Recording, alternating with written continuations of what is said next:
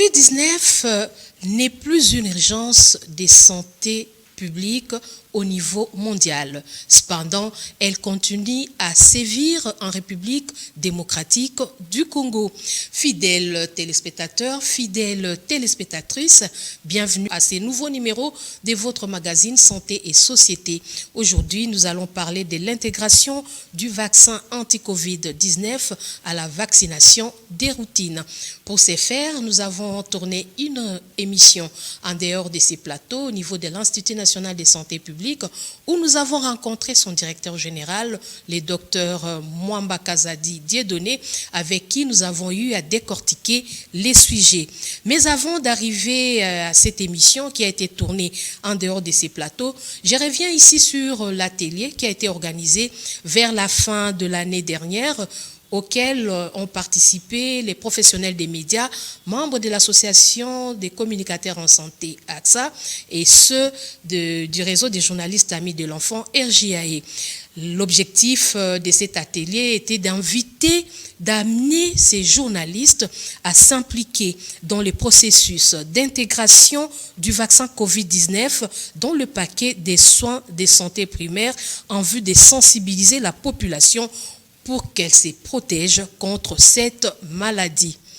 Sans plus tarder, si la technique est prête, je l'invite à nous proposer cet élément qui revient sur la participation des journalistes à cet atelier.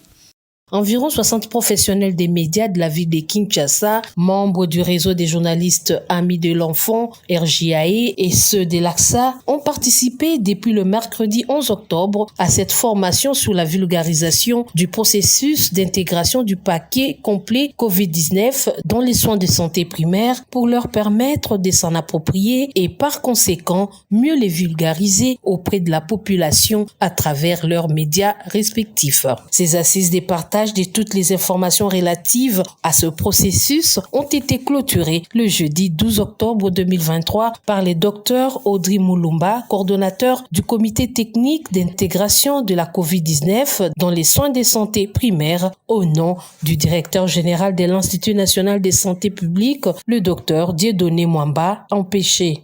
Dans son mot des circonstances, le docteur Audrey a félicité les participants pour la discipline adoptée lors de cet atelier. Il s'est également dit confiant quant à la poursuite de ces processus. Les 2 jours de mise à niveau ont été vraiment bénéfiques pour tous, et particulièrement pour notre système de santé qui a capacité un maillon de son dispositif important qui va participer activement à l'atteinte de ces objectifs. Je suis convaincu que vous vous êtes approprié du processus d'intégration du paquet dans les soins de santé primaire et vous vous êtes outillé pour vulgariser ce processus auprès des populations à travers vos médias. Je vais solliciter une fois encore votre engagement dans la vulgarisation de la mise en œuvre de ce processus pour donner la bonne information à la population tout en renforçant davantage notre partenariat. Il s'est dénoté que cette intégration du paquet Covid dans les soins de santé primaire s'inscrit dans le cadre de la couverture santé universelle, vision chère du chef de l'État, Félix-Antoine Tshisekedi Tshilombo, qui permet à chaque Congolais d'accéder aux soins de santé de qualité. Merci à la réalisation, merci à la technique. Nous voilà encore sur ces plateaux. Vous venez de suivre les reportages sur l'atelier des journalistes qui a eu lieu vers la fin de l'année dernière sur l'intégration du vaccin Covid-19 à la vaccination des routines. Cet atelier a été coordonné par l'Institut national de santé publique avec l'appui de l'UNICEF. Et toujours dans le cadre de cette sensibilisation de la population, les journalistes du RJAE et AXA, nous avons tourné une émission à l'Institut national de santé publique. Et là, comme je vous disais au début de cette émission, nous avons rencontré le directeur général de l'Institut national de santé publique, le docteur Mwamba Kazadi. Avec lui, nous avons eu à décortiquer les sujets et il nous a expliqué de quoi il est question. Il a parlé en long et à large de cette intégration du vaccin anti-Covid-19 à la vaccination de la routine. Cependant, le docteur Dieudonné nous a d'abord parlé de l'Institut national de santé publique. Il nous a donné les assignations de cet institut nouvellement créé. Nous vous invitons maintenant à suivre cette émission en intégralité et moi, je vous reviens juste après. Suivez. Bonjour chers téléspectateurs, nous sommes dans notre magazine RTGAE et AXA, magazine de santé. Nous allons parler avec le docteur Mwamba Kazadi Dieudonné, directeur général de l'Institut national de la santé publique, de l'intégration de la COVID dans les systèmes de santé. Bonjour docteur. Bonjour. Pour vous interroger, nous sommes à trois. Nous avons Madame Bibi Chingavele, nous avons Madame Bienvenue Makulu, et Geneviève Makulu et Didier Lanassa Eton Pengwe Congo. Nous sommes tous des associations de santé et avec vous nous avons dit on va parler de l'intégration de la COVID dans les systèmes de santé. Mais nous avons dit, vous êtes d'abord docteur Mwamba Kazadi Dieudonné, directeur général de l'Institut national de santé publique. Alors, c'est quoi l'Institut national de santé publique?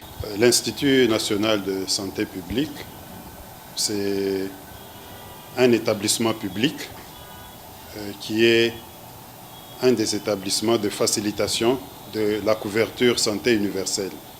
Vous savez qu'avec la réforme au niveau du ministère de la Santé et la mise en place du programme de couverture santé universelle, il y a des établissements qui ont été créés, notamment l'Institut national de santé publique, qui est un établissement dont le mandat principal, c'est assurer la prévention, la préparation et la réponse aux épidémies et urgences sanitaires essentiellement.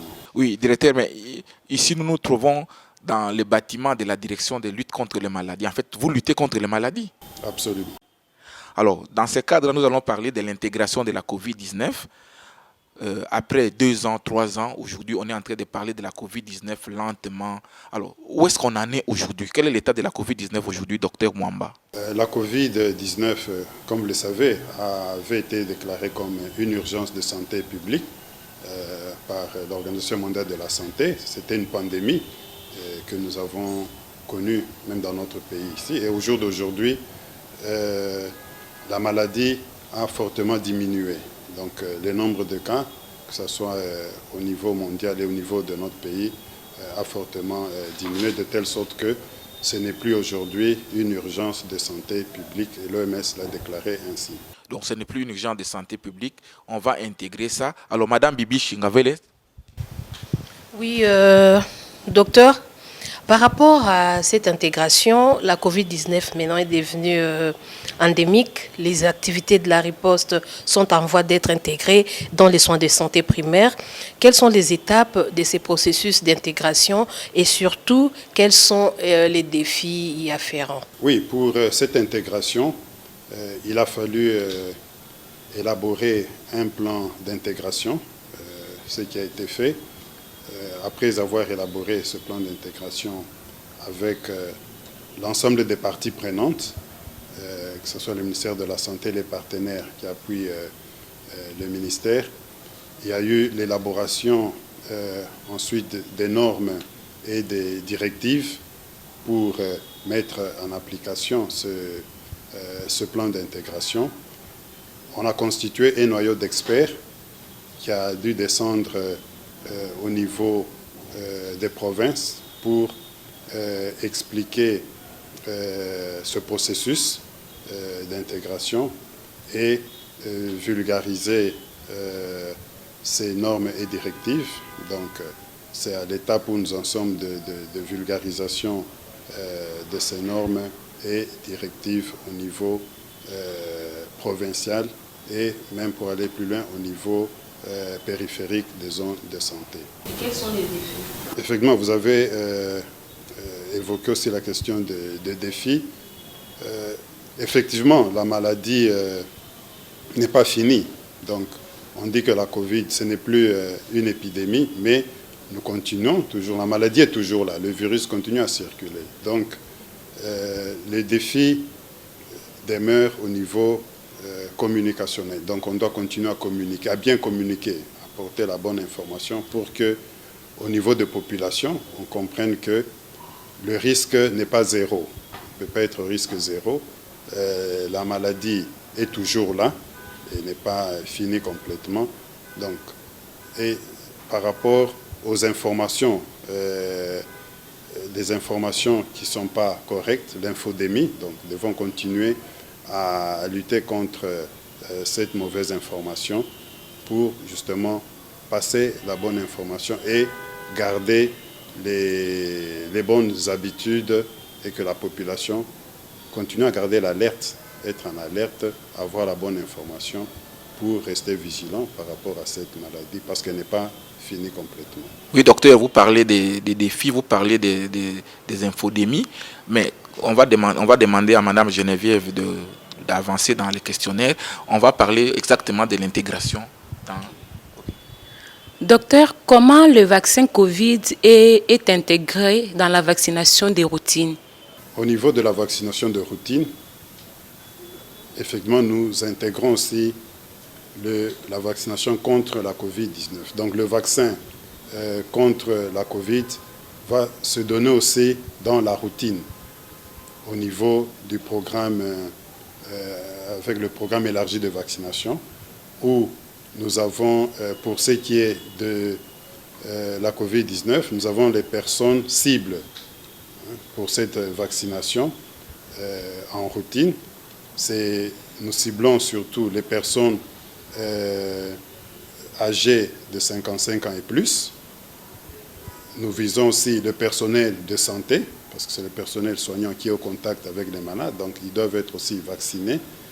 Et en troisième lieu, comme cible, ce sont les personnes qui vivent avec des comorbidités, notamment les maladies chroniques. Donc ces personnes-là, donc ces groupes-là sont des personnes les plus exposées et qui doivent bénéficier de cette vaccination au niveau du PEV de routine. Et dans la vaccination de routine, on vaccine au niveau des centres de santé. Donc, pensons que toutes ces personnes cibles devraient être vaccinées au niveau des centres de santé, dans tous les centres de santé où on vaccine, et aussi au niveau des hôpitaux. Parce que les personnes qui ont des comorbidités, des fois se rendent pour le suivi de leur pathologie au niveau des hôpitaux. Il faudrait que là aussi, ces personnes-là puissent trouver le vaccin disponible pour être vaccinées à ces endroits-là. Donc voilà la stratégie du PEV de routine, comment nous allons procéder pour que nous puissions intégrer cette vaccination en routine. On voulait aussi savoir si c'est effectif. Est-ce qu'il y a l'effectivité de cette intégration dans les structures sanitaires? Oui, comme je l'ai dit, l'intégration, c'est un processus. Donc c'est un processus. Vous avez demandé, on vous a dit, je vous ai parlé du plan qui a été développé, d'intégration. J'ai parlé des normes et directives que nous avons élaborées.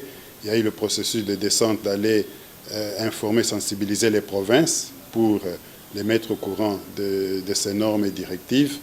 Il y a eu cette communication qui doit se faire à tous les niveaux pour qu'il y ait toujours la bonne information et que ces bonnes pratiques puissent demeurer au niveau de la communauté, de la population. Donc c'est un processus.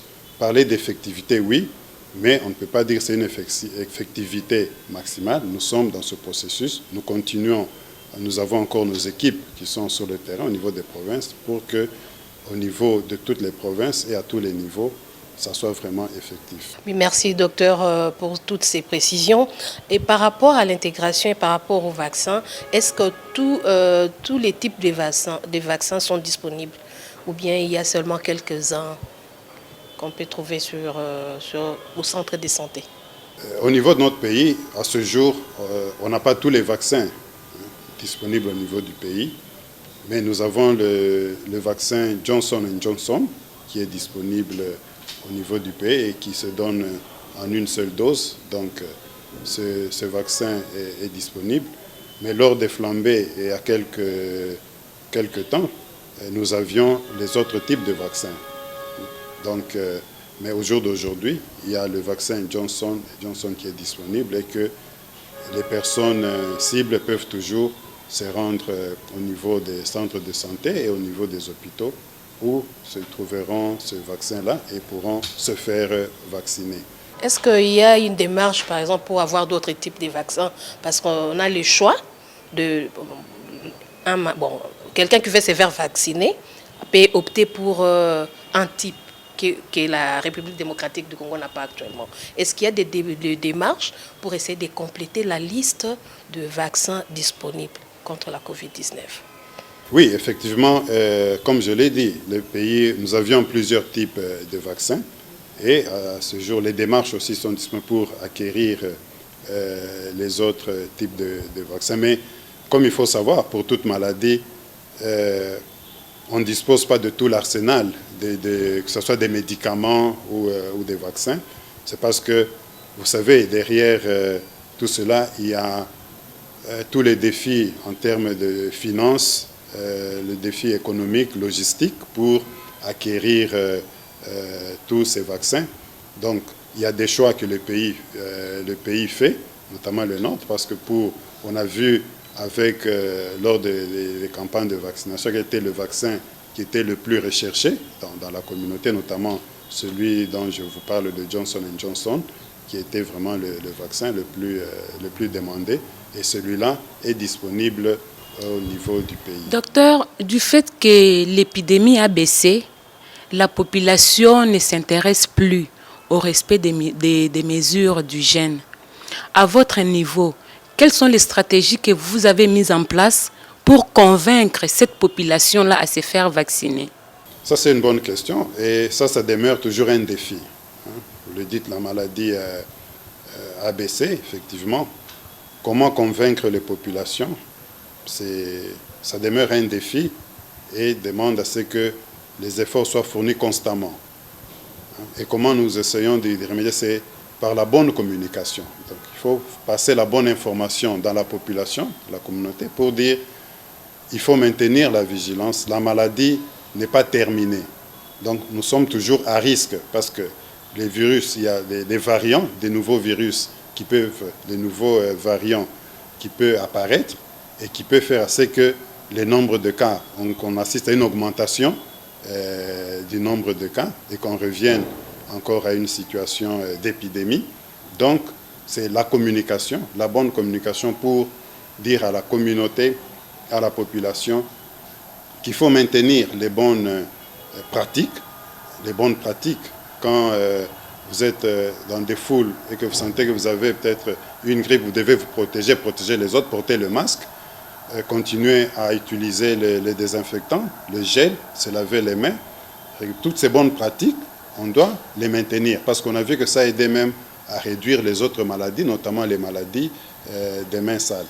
Mais aussi, c'est accéder toujours à la vaccination. On dit la vaccination, elle est là, au niveau des centres de santé, des hôpitaux. Donc, c'est demander à la population, à ceux-là qui ne se sont pas encore fait vacciner, ceux-là qui sont à risque, le personnel de santé, les personnes âgées de 55 ans et plus, les personnes qui ont les comorbidités, donc les maladies chroniques, ceux-là doivent vraiment se faire vacciner pour se protéger même et protéger la communauté. Docteur Mwamba Kazadi, Dieudonné, vous êtes directeur général de l'Institut national de santé publique. Nous sommes en train de parler exactement de l'intégration de la COVID dans le système de santé. On est en train de se déployer, comme vous dites, il faut rester vigilant avec les mesures barrières. Mais au cas où il y a recrudescence, au cas où cette maladie revenait maintenant, comment faire face à cela? Donc s'il y a recrudescence de la COVID maintenant. Si ça revenait encore comme une épidémie, le pays, l'RDC, on a une longue expérience. On a un recul dans la gestion des épidémies et des urgences de santé publique. Récemment, nous avons eu une grosse épidémie d'Ebola. On a vu comment le pays a déployé ses experts et a pu arriver à bout de cette épidémie. Donc, en gérant toutes ces épidémies, que ce soit l'Ebola et même la COVID, le pays, on a pu acquérir une grande expérience. Donc nous avons des équipes expérimentées, des experts qui sont là et prêts toujours à réagir au cas où l'épidémie allait survenir. Et aussi nous avons la mise en place, j'avais demandé au début, de l'Institut national de santé publique, qui est un établissement public et dont une de ses missions principales, c'est justement mettre en place le dispositif de préparation, donc les mécanismes de préparation et de réponse aux épidémies. Notamment, donc, si l'épidémie de Covid revient, on trouvera cette fois-ci qu'il y a tout un dispositif, un mécanisme au niveau de l'Institut national de santé publique avec un centre des opérations d'urgence de santé publique qui est en place justement pour faire face de façon prompte et efficace à cette urgence-là. Oui, docteur, comme nous sommes en train de terminer, actuellement à la Cité, c'est la conjonctivite. C'est aussi une des épidémies? Oui, il se constate cette période une conjonctivite au niveau de la communauté, ici, surtout ici à Kinshasa. Donc, c'est l'occasion ici aussi de rappeler, d'interpeller la communauté par l'application des gestes, des bonnes pratiques. Parce que cette maladie, la conjonctivite, c'est manifeste juste par les yeux rouges et des picotements.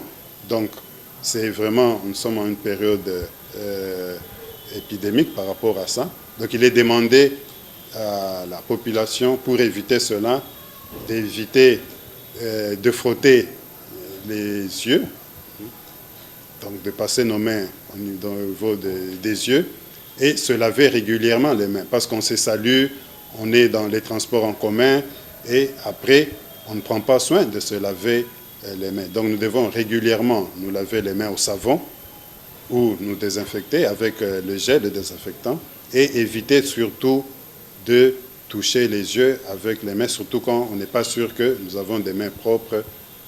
Ça doit être évité pour justement ne pas attraper cette maladie ou ne pas la transmettre à d'autres personnes. Et pour ceux qui sont déjà malades, qui ont cette conjonctivite, qu'est-ce qu'il faut faire? Bon, généralement, si vous avez attrapé la maladie, cette conjonctivite, bon, il faut vous isoler. Déjà, on demande de s'isoler, de ne pas être en contact avec d'autres personnes pour éviter justement de transmettre la maladie et aller au centre le plus proche, parce qu'au centre le plus proche, vous allez trouver le traitement.